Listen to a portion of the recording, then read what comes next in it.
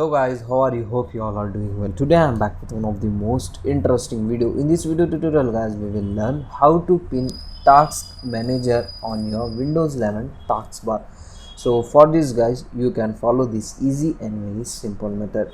So first you need to open the task manager on your PC. So to open the task manager, you can use the shortcut key, hold Ctrl Shift key button at a time and press escape button from your keyboard. It will open the task manager on your PC. As you can see, after opening the task manager, so just right click on your task manager from your taskbar, as you can see like this, and here you can get the option pin to taskbar.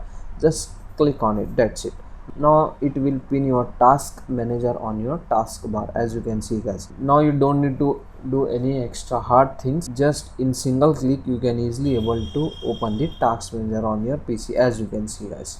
So this is the easy and very simple method. So that's it for today guys, the short and very simple video. Hope you enjoy this. If you enjoy, please guys don't go back without like, share and subscribe to our channel. Thank you very much.